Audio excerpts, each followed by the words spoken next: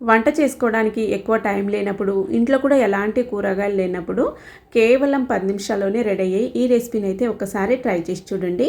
Breakfast, lunch, dinner ఏ టైంలోనైనా prepare చేసుకోవచ్చు. అలాగే taste కూడా చాలా బాగుంటుంది. ఇంట్లో పిల్లల నుంచి పెద్దల వరకు అందరూ చాలా బాగా లైక్ చేస్తారు. ఒక్కసారి ట్రై చేసి చూడండి. దీనికోసం ముందుగా చింతపండు అయితే నానబెట్టుకోవాలండి. నేనైతే ఇక్కడ చింతపండుని నానబెట్టుకుంటున్నాను. దీన్ని పక్కన పెట్టుకొని ఇప్పుడు కుక్కర్ తీసుకొని అందులోకి 1 కప్పు బియ్యం వేసుకొని పావు కప్పు పప్పు అయితే వేసుకుందాం. ఏ పప్పు అయినా పర్లేదు, శనగపప్పు అయినా లేదంటే కందిపప్పు అయినా పెసరపప్పు అయినా కూడా పర్లేదు. కడిగేసుకోవాలి 2-3 సార్లు బాగా.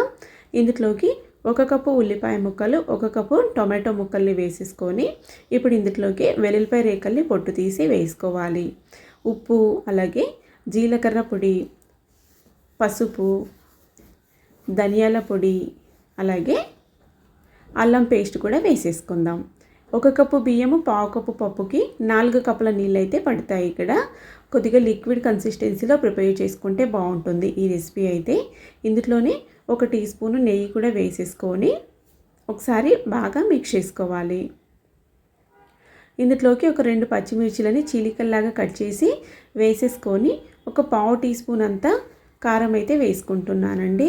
మన కారం సరిపడా వేసుకోవాలి, స్పైసెస్ని సరిపడా అన్నట్టు. మూత క్లోజ్ చేసుకొని ఒక 3-4 విజిల్ వచ్చేంత వరకు ఉడికించుకుంటే మనకి ఈ విధంగా సాఫ్ట్గా ఉడికిపోతుంది. ఇప్పుడు ఇందులోకి మనం తినే పులుపుకు సరిపడా అన్నట్టు చింతపండు రసాన్ని అయితే పిండుకోవాలి. ఇప్పుడు దీన్ని మొత్తానికి బాగా మిక్స్ చేసుకుంటూ కొద్దిగా లైట్గా స్మాష్ చేసుకుంటూ మిక్స్ చేసుకున్నామంటే మనకి కన్సిస్టెన్సీ అనేది లిక్విడ్ కన్సిస్టెన్సీకి వస్తుందండి. వాటర్ కనుక కొద్దిగా కావాలంటే వేసుకోవచ్చు, కన్సిస్టెన్సీ ఇంకా లూజ్గా కావాలనుకుంటే. ఫైనల్గా పోపు పెట్టుకొని కొత్తిమీరతో గార్నిష్ చేసుకున్నామంటే సూపర్ టేస్టీగా డెలీషియస్గా మనకి రసం రైస్ అయితే రెడీ అయిపోతుంది. ఎక్కువ టైం లేకుండా, ఎలాంటి వెజిటేబుల్స్ కూడా ఎక్కువ అవసరం లేకుండా కేవలం ఉల్లిపాయ టమాటోతోనైతే మనకి ఈ రసం రైస్ అయితే రెడీ అయిపోతుంది.